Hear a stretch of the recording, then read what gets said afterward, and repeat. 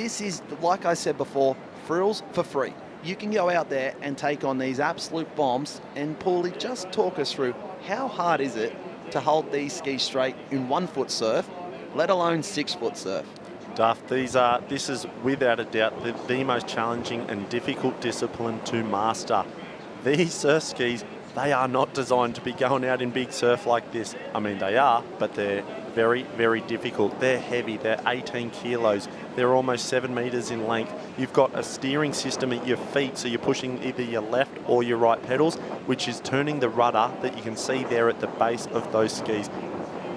On top of that, you're sitting there on top of this surf ski trying to stay balanced, and you're using the paddle to try and both counterbalance yourself but also apply some good pressure down to the water and get that ski up and running, because they are big and heavy. And the minute you run into some whitewash with these, not only will you stop, but you will get pulled back to shoreline. So it is a real burner on the arms. But look, when you look along that start line, we talked about Danielle McKenzie, we talked about Gemma Smith.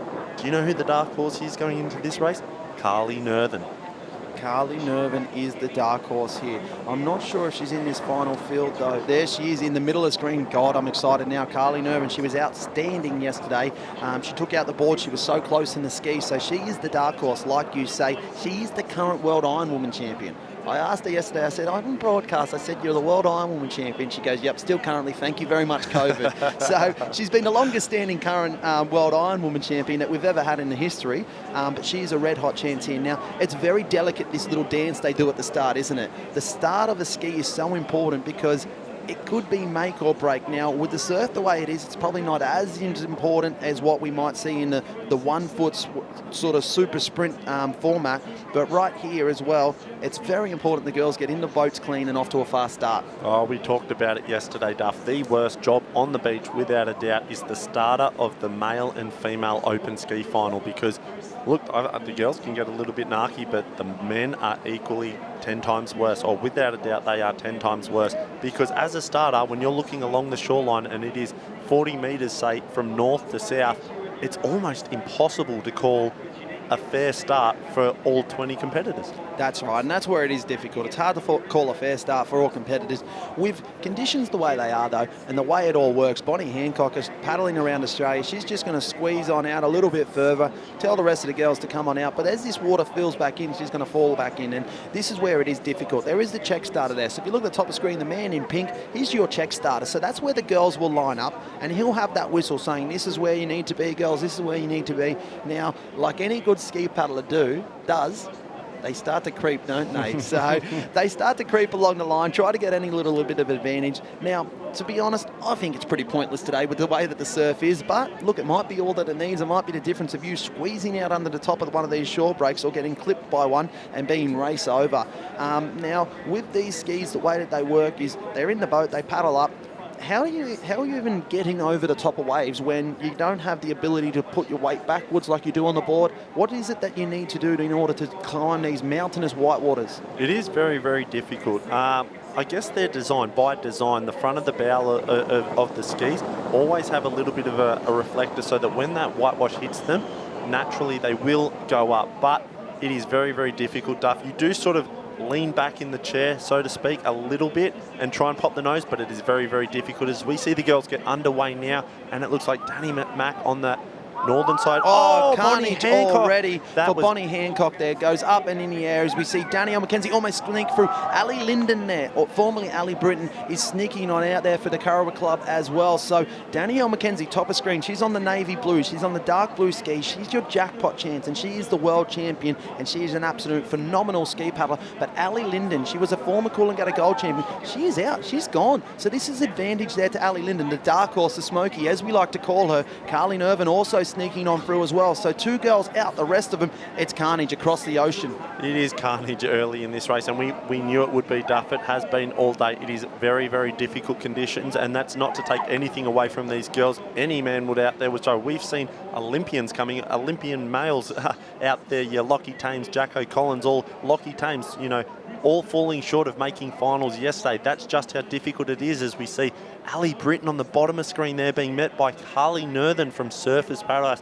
These 2 girls, I'm not saying they're by any means home and hose yet, but they've got a very handy lead at the start. At the moment, they're the only ones out, so they're definitely advantage to those two girls. Now, I hope that the viewers at home appreciate that this is the best quality field that could be assembled. We're talking world champions, we're talking Olympians, we're talking national level paddlers. This is the best of the best. This is the absolute grand finale that the best athletes converge on BMD Northcliffe Beach for the Shannon Eckstein Classic.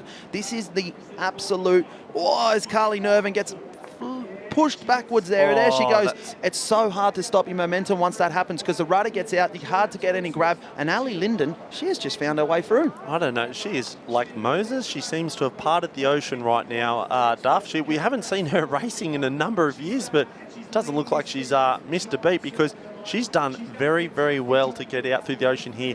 That is heartbreaking for Carly Nervin. I cannot tell you how frustrating it is when you take that whitewash onto the chest and it just drags you back to the beach. And you put your paddle in, Duff, and it's sometimes Mother Nature's just so fierce, so powerful, it does not matter. Look at the lead, Ali Britton. She's going to go and do who won the board just before? It was Hannah Scully. She's going to do a scully and just be up the beach whilst the rest of the girls might be just trying to make their way through the back break. Now, for Ali Linden, there's a lot still to do, though, because unlike the board where Hannah Scully ran into that little bit of trouble, it's much, much more difficult to be able to take one of these ski waves in. Now, there's a lot that goes into it. You've got to try and pick your way in. You've got to try and pick a wave. You've got to try and hold your ski straight. Your rating needs to be up. You need to be playing with the feet rudders, the foot pedals to get the rudder the way it is. Now, all of these girls that are giving chase, they're going to be wishing and hoping that Ali Linden has a little bit of unluck or misfortune or a bit of misskill. But to be honest, Ali Linden, she's been untouched. So for her, she feels to me like she's probably the freshest one on the entire beach because she's just out for a leisurely paddle in 6-foot swell. You wouldn't think about it, would you? She's got all the time in the world, Duff, so she's going to play the percentages. She's got the very fortunate opportunity to sit back and let all those sets go, but I can see one standing up behind her, Duff, as she starts to accelerate. She wants to get into that mid-gutter section where the whitewash will die down, and as we see that whitewash is about to catch her, she's got to stay upright and hold the ski. Ali Linden gets absolutely clobbered by that one there. In a terrible spot for her, Ali Linden. When you get into that and the whitewater's coming, there you go. Danielle McKenzie, top of your screen on the blue. Ali Linden, she's gone. She's out of this. It's a long swim back into the beach. She's lost her ski, and here we go. Coming on through as well. Looks like it might be Danielle McKenzie coming down that one, charging Bonnie Hancock. She was absolutely smashed at the start of this race, and she is back. She just finished a paddle around Australia. She's the endurance athlete. She goes sideways into Danielle McKenzie. Here we go. Skills must be on here. Danielle McKenzie, top of that wave, drops down into the belly of it. The beast is our way, and here we go. Look at the carnage behind her, but Danielle McKenzie has not put a foot wrong on the way in. This is outstanding. The skill involved in this pulley. What a superstar Danielle McKenzie is. She is the best in this sport. She is the best ski paddler out there, and she is proving why right now. She has made all of her money on the ski, but Carly Nervin, the underdog, she's back. Danielle McKenzie got a lot of work to do, still needs to get into the shore safe. We've seen Carly Nervin, just like yesterday, she was so close yet so far on the way into the shore as Danielle McKenzie. She's going to be the double jackpot winner, Paulie. That was incredible to watch, Duff. That was unbelievable skills by Danny McKenzie. When you're going across the top of the wave like that, after Bonnie Hancock's ski hit her in the side and Danny McKenzie turned and was going along the top of that wave on an angle, to pull that back straight and drop down the face, you could see her lean back. That was incredible. She's done the jackpot too, the mini jackpot. Ring-a-ding-ding. There we go. Another jackpot has just gone off, Duff, man. That's 2 of 3. Danny Mac, you are unbelievable. Not only that, she did Can You Hear Me? Can You Hear Me? The claim. Now, Danny McKenzie at the end of the ski yesterday, she was the Friday shootout winner. Mystic Mac, she said, watch out for me in the Iron Woman. Now, I'm sure Josh is going to have her in just a second. Wonder if she's Mystic Mac again today. Will she say, watch for me in the Iron Woman later? Because guess what? The Iron Women are coming up. Everything she's saying is coming to fruition at the moment, Duff. We need to get to this TAB and put some money on her because she's doing nothing but gold right now. She's kicking goals, and I can't wait to hear from her. Joshy Minogue, what is she doing wrong? Thanks, boys. She's doing nothing wrong down here. $10,000 richer because of the bonus, but you earned every single cent of that one.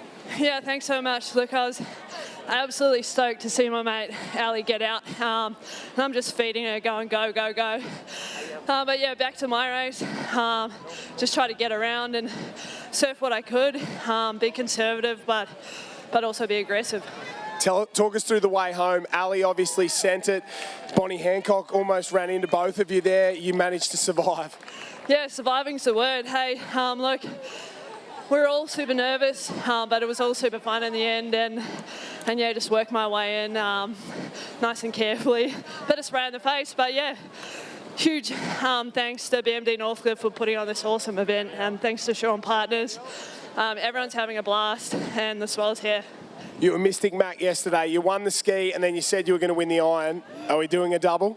Oh, look, actually, after winning yesterday, I haven't felt any pressure, which has probably been better, so I'm looking forward to that iron.